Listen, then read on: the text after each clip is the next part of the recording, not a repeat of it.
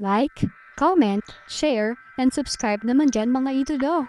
Maraming salamat po. Gayunpaman, nang sumagi sa isip ni Lasho ang ideyang ito, dumating si Huawu daw mula sa labas. Masiglang pumasok sa bulwagan at ibinahagi ang nakakaganyak na balita. Pavilion Lord, nagpadala ang Cloud Sect ng lumilipad na sulat, sumasang-ayon silang ipagpalit ang Black Magnolia sa Dingfengzhou. Isang espesyal na sugo ang papunta na sa Evil Sky Pavilion. Nang marinig ito, nakaramdam ng pananabik si Lasho sa loob niya, ngunit nanatiling kalmado at hindi nagbago ang kanyang ekspresyon. Nagbago ang isip nila. Nagtataka rin si Huawu daw kung bakit nagbago ng paninindigan ang Cloud Sect. Pavilion Lord, dahil handang ipagpalit ng Cloud Sect, bakit hindi natin gamitin ang pagkakataong ito upang pagaanan ang relasyon? Malakas ang Evil Sky Pavilion, ngunit hindi mabuti ang maraming kaaway. Higit sa lahat, mas mabuti ang isang kaibigan kaysa sa isang kaaway. Walang pakialam na sumagot si Lasho, Elder Hua, mabuti na mayroon kang ganitong intensyon, gayunpaman, hindi kailangan ng Evil Sky Pavilion ang ganoong mga kaibigan. Nang marinig ito, hindi na naglakas loob pang magsalita si Huawu daw. Nadama niyang hindi gaanong akma ang kanyang paraan ng paggawa sa Evil Sky Pavilion, marahil dahil sa kanyang kamakailang pagsisimula, ngunit hindi maaaring madaliin ang ganoong mga bagay, kailangan nila ng oras. Hindi bababa sa ngayon, maaari niyang tanggapin ang estilo ng pagtatrabaho ng Evil Sky Pavilion.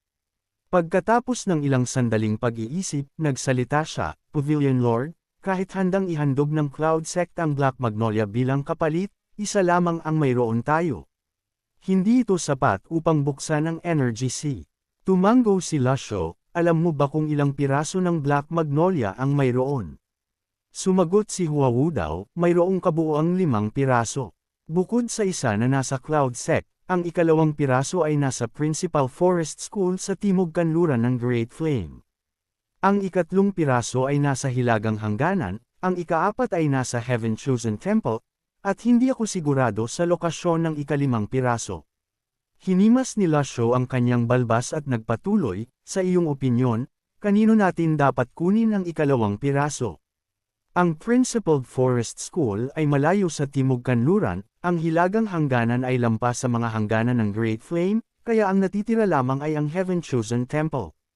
Ang Heaven Chosen Temple ay may mabuting relasyon sa Great Void Temple, at pareho silang kabilang sa Budismo, na ayon sa tradisyon ay hindi nakikialam sa mga alitan sa pagitan ng mabuti at masama. Kung lalapitan ng maayos, maaari nating makuha ito. Habang nagsasalita si Huawu daw, humakbang si Ming Shiren, Guro, may plano ang iyong disipulo. Si Old Eighth ay palaging may mabuting relasyon sa Heaven Chosen Temple, maaari siyang pumunta roon upang makipagnegosasyon. Nang marinig ang salitang, mabuting relasyon, tila nagtaka si Lasho. Ipinaliwanag ni Ming Shiren, noong mga taon na umalis si Old Eighth sa Evil Sky Pavilion, naghanap siya ng mga paraan upang protektahan ang kanyang sarili at bumugol ng maraming pagsisikap sa Heaven Chosen Temple. Ang present robe na suot niya ay nakuha niya roon. Tumango si Lasho bilang pag-unawa, papuntahin ninyo siya rito. Dali-daling tumakbo si Ming Shiren sa Reflection Cave at ibinalik ang naguguluhang si Zhu Honggang sa pangunahing bulwagan. Si Zhu Honggang, na labis na pamayat pagkatapos bumalik sa Evil Sky Pavilion mahigit 1 buwan na ang nakalipas, ay agad na lumuhad ng kinakabahang mapansin ang tingin ng kanyang guro. Bumabati po ang disipulo sa guro. Naway mabuhay ang guro ng libu-libong taon. Masayang iniharap ni CIU Honor ang isang inihaw na ulo ng baboy kay Zhu Honggang, na agad niya itong nilamon ng may halatang gana. Pinagmamasdan siya ni Lasho at makahulugang nagsalita, Old Eighth, naligaw ka noon. Binibigyan kita ng pagkakataong bumawi. Labis na natuwa si Zhu Honggang, handa pong bumawi ang disipulo. Haharapin ko po ang apoy at tubig at anumang hirap ng walang pag-aatubili. Tumango si Lasho, kung gayon, ikaw ang baalang pumunta sa Heaven Chosen Temple at ibalik ang Black Magnolia. Nang marinig ang gawaing ito, sandaling natigilan si Zhu Honggang. Ang Heaven Chosen Temple. Tanong ni Lasho, may problema ka ba roon? Hindi po, hindi po. Handa po ang disipulo. Tiyak na ibabalik ko po ang Black Magnolia. Dali-daling tiniyak ni Zhu Honggang. Bahagyang sinipa siya ni Ming Shiren, hinihimok siyang umalis. Kung ganyan ang relasyon mo sa kanila, hindi na siguro magiging problema. Magtiwala ka sa akin, hindi kita sasaktan. Pumunta ka na at tandaan mong makipagnegosasyon. Panatilihin mo kaming alam sa pamamagitan ng mga lumilipad na sulat. Aalis na po ako agad. Sabi ni Zhu Honggang, hindi naglakas loob na tumanggi at mabilis na lumabas ng bulwagan. Pagkatapos niyang mapanood ang kanyang figure na nawala, nagtanong si Lasho tungkol sa sugo ng Cloud Sect, kailan darating ang espesyal na sugo. Bahagyang yumuko si Huawu daw, sa loob po ng 3 oras. Pagkatapos niyang matanggap ang kanyang mga utos, bumaba si Zhu Honggang sa bundok. Sa kabila ng kanyang pag-aatubiling bisitahin ang Heaven Chosen Temple, hindi niya maaaring suwayin ang utos ng kanyang guro at itinuring niya itong isang mahusay na pagkakataon upang bumawi. Gayunpaman, nagtataka siya kung paano siya makikipagnegosasyon sa Heaven Chosen Temple.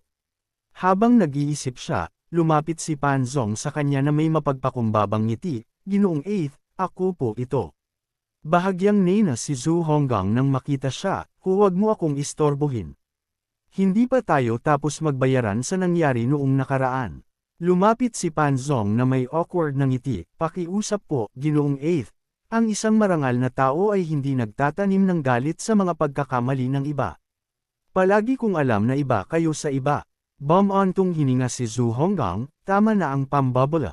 Hindi ako nahuhulog dyan." Nagprotesta si Pan Zong sa kanyang kawalang sala, "Ginoong 8, kung ang pagsasabi ng totoo ay itinuturing na pambabala, dapat ba akong magsinungaling sa inyo mula ngayon?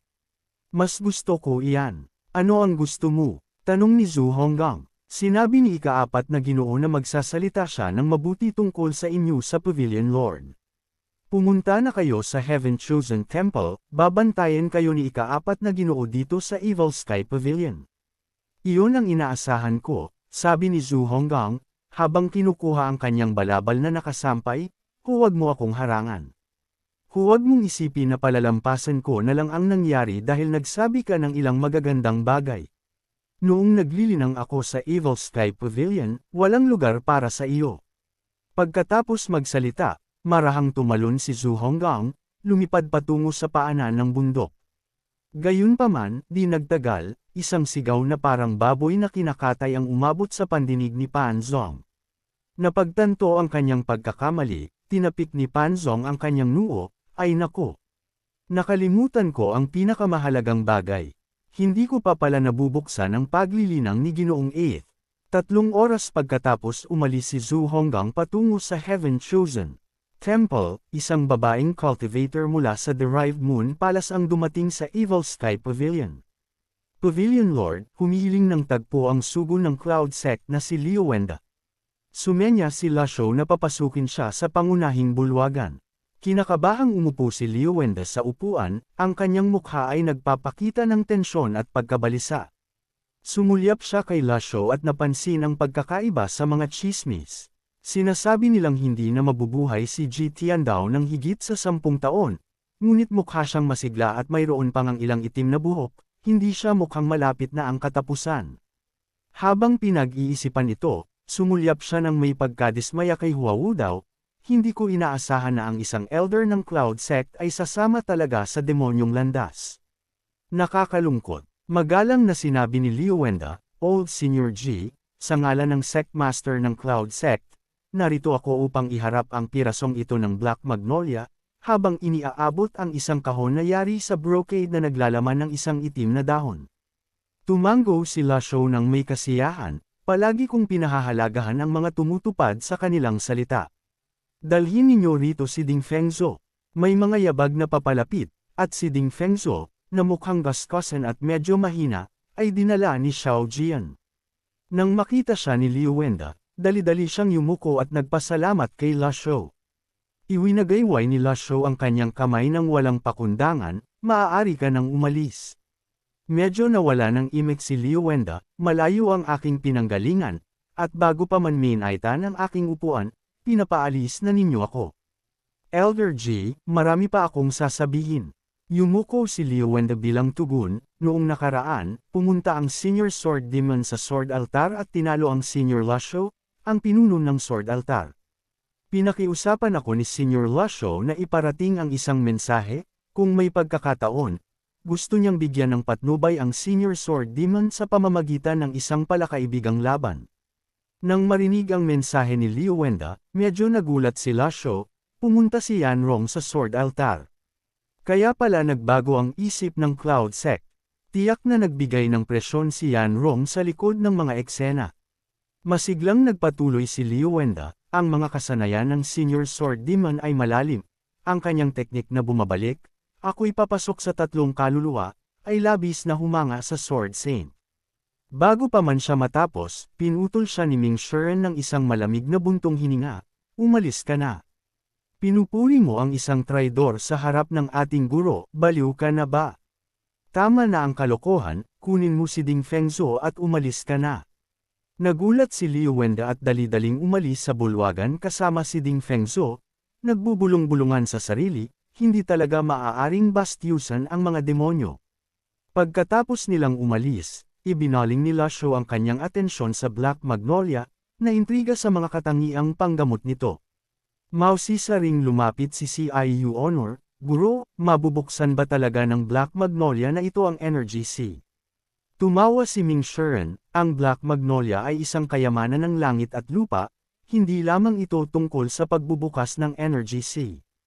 Hanggat hindi pa patay ang isang tao, ang pagkonsumo nito ay maaaring magbalik sa kanila mula sa bingit ng kamatayan. Labis na natuwa si CIU Honor at lumuhod upang pasalamatan ang kanyang guro, lalong tumaas ang kanyang katapatan. Sa sandaling iyon, dali-daling pumasok si Pan Zong, Pavilion Lord, isang lumilipad na sulat mula sa Heaven Chosen Temple. Pagkatapos basahin ang lumilipad na sulat, tumaas ang kilay ni Lasho sa galit at bamantong hininga siya ng malamig, mapangahas. Dali-daling kinuha ni Ming Shiren ang sulat at binasa ito, talagang hinihingi ng Heaven Chosen Temple ang buwan. Gusto nila ng 3 armas na heavenly grade at ang pagbabalik ng mahalagang Zen. Robe ni Old Eighth, nagtatakang nagkomento si Hua Wu daw, akala ko'y may mabuting relasyon si Zhu Honggang sa Heaven Chosen Temple. Napakamot sa ulo si Ming Shiren, na parehong naguguluhan, marahil may itinatago sa atin ang baboy na iyon. Guro, nakakulong na ngayon si Old Eighth. Balat kayong binabaliwala ng Heaven Chosen Temple ang Evil Sky Pavilion. Ang Heaven Chosen Temple ay hindi maihahambing sa Great Void Temple. Sa mga nakalipas na dekada, halos wala silang nailabas na mahahalagang Buddhist master. Kakaunti ang kanilang mga eksperto sa Nine Heavens Divinity Tribulation Realm, at ang kanilang nakababatang henerasyon ay mahina kumpara sa Great Void Temple. Bilang isa sa 4 na dakilang templong Budista, matagal nang nawala ang dating kaluwalhatian ng Heaven Chosen Temple at unti-unting naging subsidiary ng Great Void Temple. Dahil hindi maunawaan ang katapangan ng Heaven Chosen Temple, galit na nagboluntaryo si Ming Shiren, Guro, pahintulutan ninyo ako at ang ikatlong nakatatandang kapatid na pumunta sa Heaven Chosen Temple at lipulin ang mga monghe na iyon upang ipakita sa kanila na hindi dapat biruin ang Evil Sky Pavilion.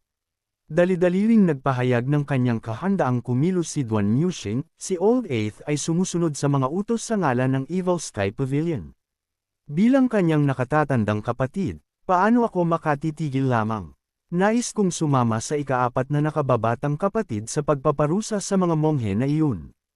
Humakbang si Xiaoyu, alam ko ang aking mga pagkakamali at nais kong bumawi sa pamamagitan ng pagsama sa aking mga kapatid sa labanang ito upang lipulin ang Heaven Chosen Temple at pagaanan ang galit ng guro. Medyo nawala ng imik si Hua Wu daw, ngayon ko lamang nararamdaman ang tunay na kalikasan ng Evil Sky Pavilion. Bagamat wala akong nakikitang pagkakaiba sa pagitan ng tama at mali, hindi ako basta-bastang pumapatay ng walang diskriminasyon. Hindi ba medyo marahas ang paraang ito? Sandaling nag-isip si Lasho bago dahan-daw ang nagsalita, ang Heaven Chosen Temple at ang Great Void Temple ay parehong nagmula sa iisang angkan. Si Kung Yuan ng Great Void Temple ay matagal nang nakahiwalay at kumakalat ang balita na nakagawa siya ng breakthrough. Kung magsasama sila, maaaring hindi na kayo makabalik ng buhay. Nang marinig ito, Nagpalitan ng determinadong tingin sina Ming Shiren at Duan Yuxing, "Guro, hindi kami natatakot mamatay." Nagpahayag din ng kanilang pagsang-ayon sina Xiao Yu at Ciu Honor, sang-ayon po ang mga disipulo. Nang makita ang kanilang determinasyon, tumanggo sila Shou, "Kung ganoon, ako na mismo ang pupunta sa Heaven Chosen Temple."